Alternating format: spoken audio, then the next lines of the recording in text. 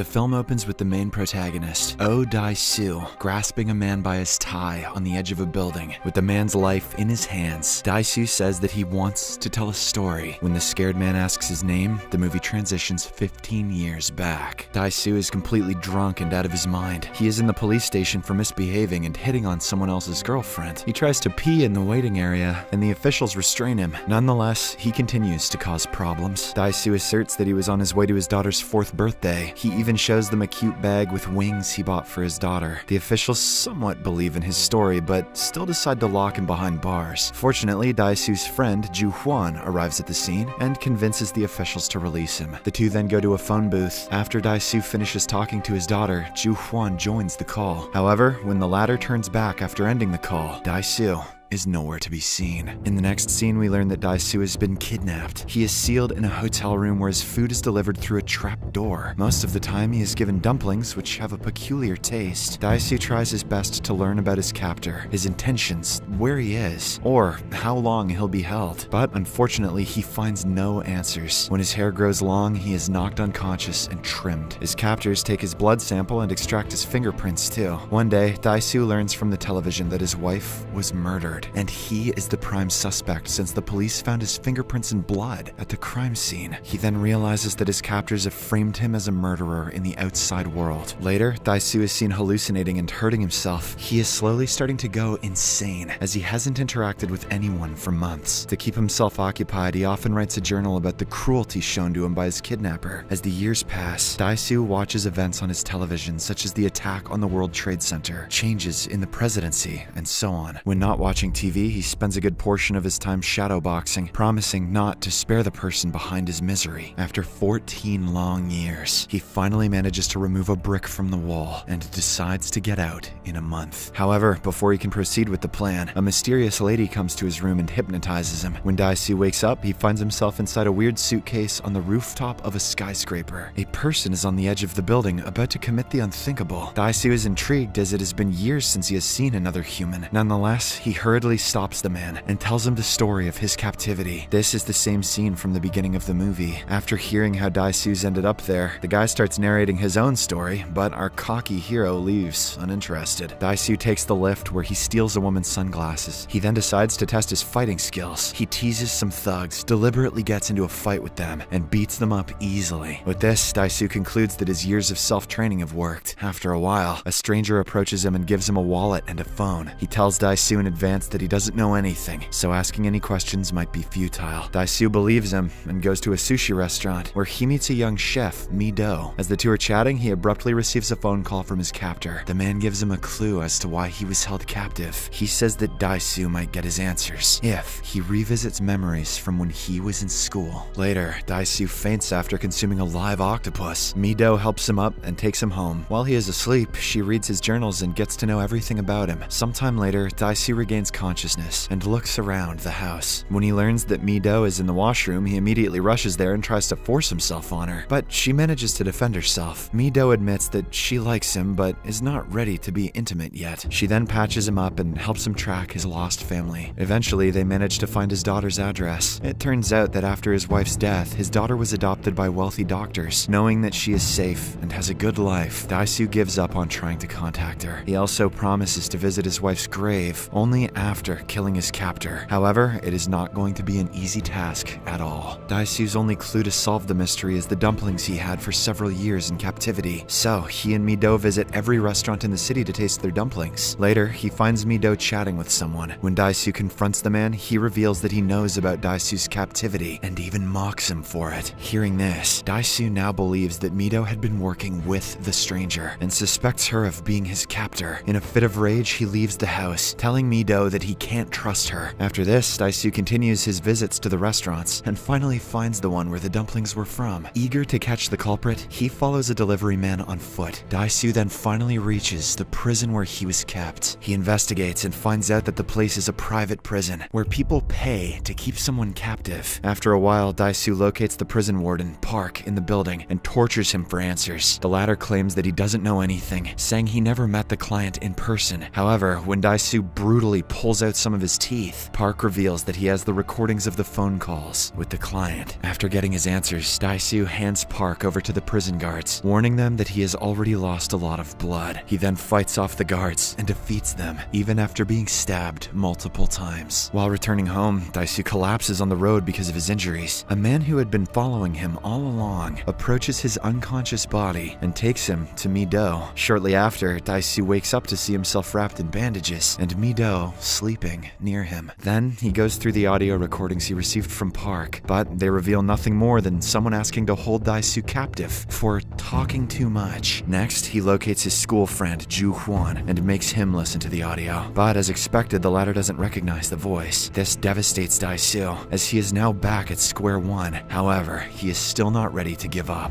After brainstorming some ideas, he starts looking for the man Mi-do was talking to earlier, who knew about his captivity. They learn that his name is Evergreen and track his hideout easily. Evergreen turns out to be a rich man who challenges Daisoo to find out his captor and the reason for his captivity within 5 days. He claims that if Daisoo wins, he will happily kill himself, but if he fails, Mi-do will be killed. He also vows to kill every woman Daisoo will love throughout his life in case he loses the challenge. Daisoo attempts to torture the answer out of Evergreen instead of accepting his stupid challenge. However, the tables turn when Evergreen threatens to commit the unthinkable by switching off the pacemaker of his heart. If Evergreen dies, Daisoo will never find the answers. So, he reluctantly accepts the challenge. After the encounter, Daisoo goes to Mi-do's house and sees her being tortured by Park and his men. Park is there to take revenge on Daisoo for pulling out his teeth. He holds Daisoo to the ground and is about to pull out his teeth, but right then, Evergreen's right hand arrives. He has brought a suitcase full of cash, which he presents to Park. The latter is very much pleased by the present, so he orders his men to leave the place. As they are walking away, Daisoo angrily threatens to cut off Park's hand as revenge. In the next scene, we see the couple traveling in a jeep. Mi-do claims that she's afraid of getting killed at the hands of Evergreen, but Daisoo reassures her that she'll be okay. At this moment, we get to know that their entire conversation is being heard by Evergreen via a tracing bug planted in Daisoo's body. This way, he gets their real-time location and can listen to everything they say. That night, Daisoo and Mi-do are shown being intimate with each other. As they lie in the bed, Daisoo sarcastically says that he feels thankful for his time in prison because he wouldn't have met Mi-do otherwise. Later, Evergreen puts both of them to sleep by releasing a mysterious gas inside the room they're in. He then comes into the room and leaves a gift box on the table. When Daisoo wakes up and checks the box, he shockingly finds Park's hand inside of it. The fact that Evergreen knew he wanted to cut off Park's hand, and also their current location, makes Daisoo realize that he has been bugged. He frantically checks his entire body and finds one in his shoe, which he removes with the help of the technician. Following this, the couple goes to an internet cafe to find out more about Evergreen. Shockingly, they learn that Daisoo and Evergreen went to the same school before Daisoo got transferred. They also find his real name to be Woo Jin. Daisoo then calls his friend Ju Hwan, who went to the same school as well. The latter reveals that Woo Jin's sister, Yoon Jin-seo, committed the unthinkable shortly after Daisoo's transfer. He claims that she was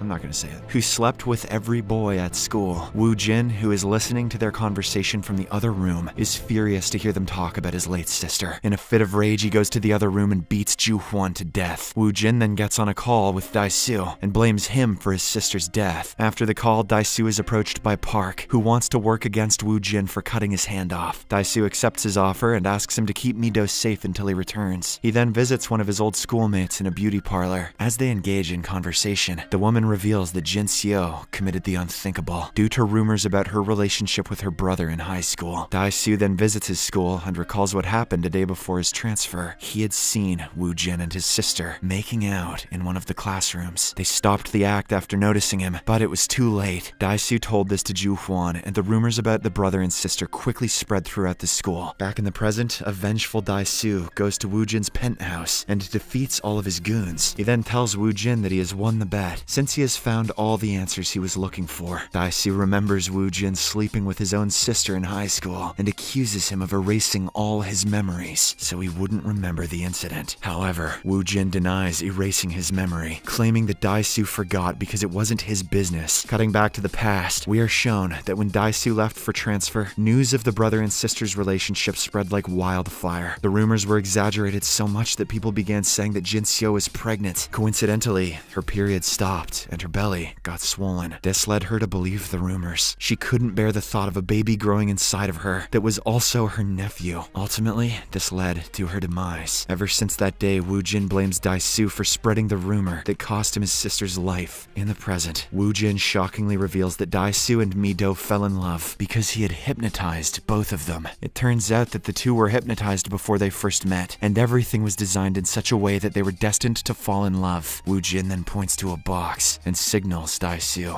to open it. The box contains some old family pictures of Dai-Soo. As he goes through them, he sees his daughter getting older by each picture. Then, in a shocking turn of events, it is revealed that his daughter is none other than Mi-do. As Dai-Soo tries to process the information, Woo Jin reveals that Park has kept Mi-do hostage. He was always on Woo Jin's side, and the hand was just a trade-off for some cash. A few seconds later, Park phones Dai-Soo and hands it over to Mi-do. She nervously mentions that Park has given her a purple box. Dai-Soo knows that the box contains the family pictures, so he desperately warns her not to open it. He then begs Woo Jin to not let Mi-do know the truth, because she is not at fault. He admits his sins and even cuts his tongue out as remorse. Feeling pity, Woo Jin phones Park and orders him to keep the box closed. He then gets inside an elevator, remembering the last moments with his sister. We see that he tried to save his sister until the very end. Back to the present, he commits the unthinkable, having avenged Dai-Soo. In the final scene, Dai-Soo is with a hypnotist. He is being hypnotized to forget the truth about his daughter. The movie ends as Mi-do hugs him affectionately, and the father and daughter live on happily as a couple.